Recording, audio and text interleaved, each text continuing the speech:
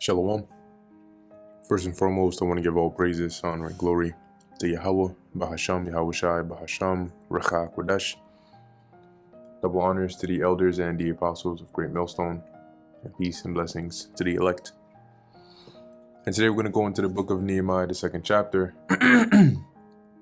At this point, we're at the palace, right, of Shushan, where Nehemiah is the cupbearer for King Artaxerxes. Okay, and it is generally agreed upon that he is this King Artaxerxes here is identified with, I believe it was Xerxes' son, Artaxerxes the first. And so, like in the first chapter, Nehemiah heard news about the destitute state of Jerusalem, and he prayed to the Lord to have favor in the sight of the king. So continuing from there, this is Nehemiah chapter 2 verse 1. And it came to pass in the month Nisan, in the 20th year,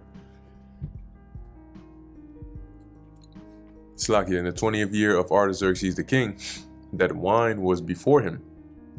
And I took up the wine and gave it unto the king, right, which was his job, right? He was a cupbearer. Now I had not been before time sad in his presence. Wherefore the king said unto me, Why is thy countenance sad, seeing thou art not sick? And this is nothing else but sorrow of heart. So, what's going on? You don't look like your usual self, and you're not sick, so that's not the reason. So the only other explanation is that there's something bothering you. Then I was very sore afraid. Why? Because of what he was about to ask of the king, number one. And also, keep in mind, right, like if the Lord didn't put a mild spirit upon this king, he could have easily just done what Pharaoh did, right, to his butler and baker, by throwing him in prison or something like that, to say, I'm not happy with this guy's energy, he's sad and I don't want that over here, get him out of here. But anyway, verse 3. So actually finishing verse 2 again. Then I was very sore afraid, and said unto the king, Let the king live forever. Why should not my countenance be sad, when the city, the place of my father's sepulchres, lieth waste, and the gates thereof are consumed with fire? And the sepulchre is a burying place, right, where you're buried. And to be more exact, actually, see if we get some images of it. So it says a room or monument cut in rock or built of stone, in which a dead person is laid or buried. So if you get an image here, there's different images you can see of it here, but you can maybe imagine something in your head based on the description. So he's saying to the king, yeah, of course I'm sad. Like the place, right? Basically the place where I'm from, where all my forefathers, were buried, and all of that is messed up, is destitute. It says here, and the gates thereof are consumed with fire. Because Nehemiah's job, what he mainly accomplished, right, in terms of building, was the rebuilding of the wall, right, that was around the city, because the temple itself had been rebuilt at this time, but the walls were still laid destitute, and that's now a security hazard, to use modern terms, because there was a reason why we had that wall in the first place. Verse 4, Then the king said unto me, For what dost thou make request? So I prayed to the God of heaven. Yeah, so he's saying, okay, so what is it that you want then? And I said unto the king, If it please the king, and if thy servant have found favor in thy sight, that thou wouldest send me unto Judah, unto the city of my father's sepulchres, that I may build it.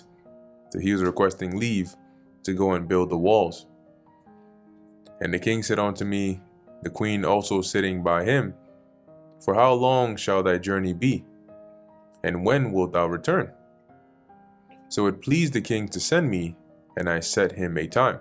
See, so similar to how the Lord worked on the mind of Xerxes in the time of Esther, the Lord also granted Nehemiah favor in the sight of this king, to where he would be okay with allowing Nehemiah to go back and do what it is that Nehemiah asked for.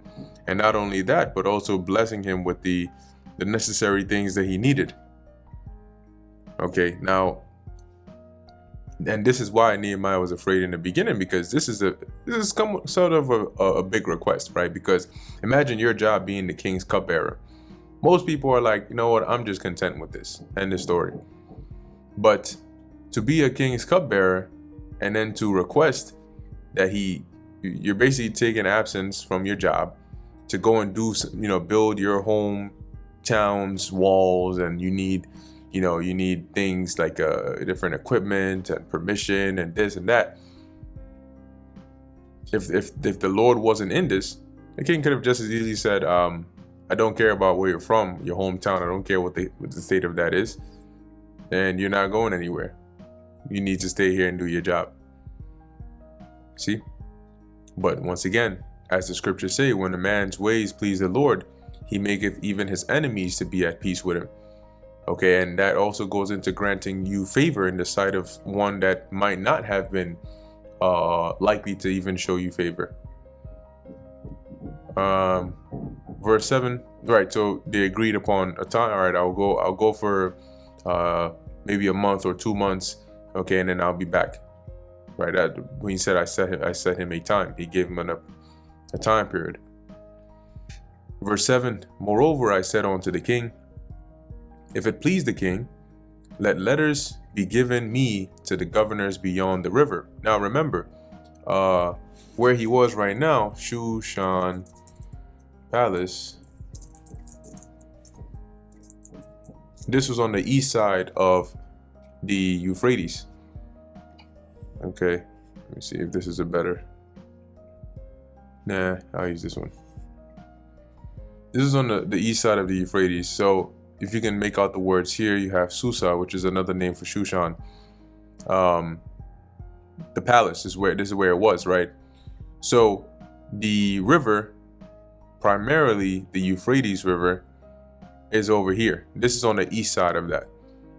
So as Nehemiah is requesting permission here for letters to be given to the governors beyond the river, so that they would allow him, right, that they may convey me over till I come into Judah, because the Persian Empire was, had different provinces in there, and each province had different governors that were set up over it. So he was requesting permission that he could safely, be allowed to travel through all the way to Judah. Verse 8, and a letter unto Asaph, the keeper of the king's forest, that he may give me timber to make beams for the gates of the palace, which appertained to the house, right, the temple, and for the wall of the city, and for the house that I shall enter into. So for the gates of the temple, for the walls of Jerusalem, and for a place where Nehemiah would dwell. And the king granted me according to the good hand of my God upon me. See, and that's the key part right there. Nehemiah understood that this, the favor that the king showed him came from the Lord. That's why the first thing he did was he prayed to the Most High to put that spirit upon Artaxerxes in order for Nehemiah to have success in his request. And when he did, he understood that this was because of the Most High. Okay, because the Lord works on the minds of men. Verse 9, then I came to the governors beyond the river and gave them the king's letters. Now the king had sent captains of the army and horsemen with me. Right, it says, now the king has sent captains of the army and horsemen with me for protection, right? When Sanballat, and rightfully so, I mean, that's the king's cupbearer, and as we've read, you can see the king really liked Nehemiah. So he would, of course, make sure that he was safe in his travels over there. Verse 10, when Sanballat the Horonite and Tobiah the servant, the Ammonite, heard of it, it grieved them exceedingly that there was come a man to seek the welfare of the children of Israel. So these were a part of the adversaries of Israel that were grieving Israel at this time. And when you look at Sanballat, let's actually look at him, and then also the term Horonite. So they have here Sanballat, a Moabite, right, of Horonaim, and the opponent of Nehemiah, and the returned exiles in their goal of rebuilding the walls of Jerusalem. And it says here he was a Persian satrap of Samaria. So a satrap is like a governor, right, or a ruler of a certain area. See, satrap, right, a provincial governor in the ancient Persian Empire. And I think here Horonite, native of Horonaim, an inhabitant of Horonaim in Moab. So this guy Sanballat was a Moabite, and then you had an Ammonite, which was Tobiah. So carrying on. And so when they heard this, they were pissed, right? They were upset that somebody's coming here to try and help these Israelites out. Verse 11, so I came to Jerusalem and was there 3 days. And I arose in the night, I and some few men with me. Neither told I any man what my God had put into my heart to do at Jerusalem. So the Most High put it into the spirit of Jeremiah. I keep saying Jeremiah, Salakia, of Nehemiah is the Nehemiah. But the Most High put in the spirit of Nehemiah to rebuild the walls, but he hadn't mentioned that to anybody. Neither was there any beast with me, save the beast that I rode upon. Just probably a mule or a donkey or something like that. And I went out by night by the gate of the valley, even before the dragon well. And these are locations of names of places, right? Today you may say like downtown, like I went downtown Manhattan, or went to Wall Street, or something like that. So when you say those things, people are aware of where you're referring to. Okay, the Empire State Building, like these are terms that make sense today. So it says here, even before the dragon well and to the dung port, and viewed the walls of Jerusalem. So he was inspecting, which were broken down, and the gates thereof were consumed with fire. And this was done when the Babylonians had besieged Jerusalem, finally broken through, and they destroyed the walls with the help of the Edomites, right? And they burnt the temple and everything.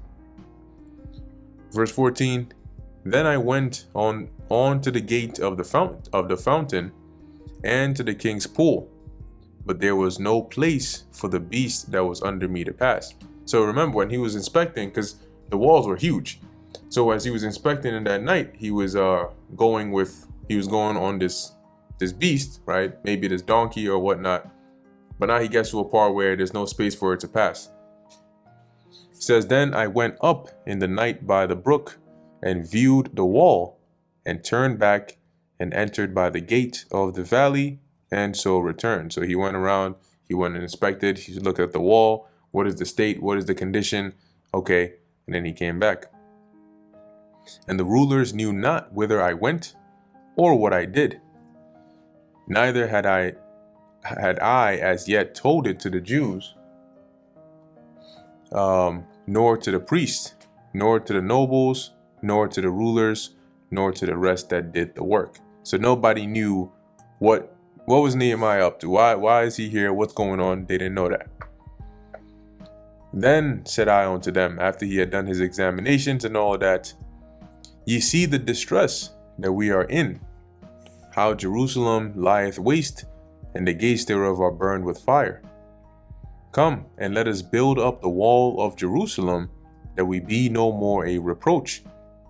Because these other nations were not only talking against, but also taking advantage of the fact that we didn't have that wall set up.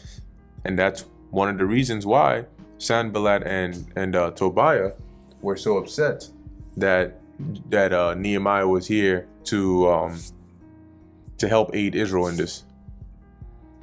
Verse 18, then I told them of the hand of my God, which was good upon me, as also the king's words that he had spoken unto me. So he basically told him, hey, you know what? He found out about what was going on over here. He prayed to the Most High, and then, the Most High gave him favor and decided the king. And so now he has permission to come and do X, Y, and Z. And they said, let us rise up and build. So they strengthened their hands for this good work. So they encouraged each other, and everybody was ready. They got hype. But when Sanballat the Horonite, and Tobiah the servant, the Ammonite, and Geshem the Arabian heard it, they laughed us to scorn, and despised us, and said, what is this thing that ye do? Will ye rebel against the king? So they started laughing, like, what the hell these guys think they're gonna do? Who gave you permission to do that? Verse 20, then answered I them, and said unto them, the God of heaven, he will prosper us. Therefore we his servants will arise and build, but ye have no portion, nor right, nor memorial in Jerusalem. So you got no part to this. Okay, so back your ass up. Anyway, that brings us to the end of Nehemiah, the 2nd chapter. Lord willing, this is edifying to the elect. In closing, I want to give all praises, honor, and glory to Yahweh, Bahasham, Yahweh Shai, Bahasham, Rachak Kodash. And until next time, Shalom.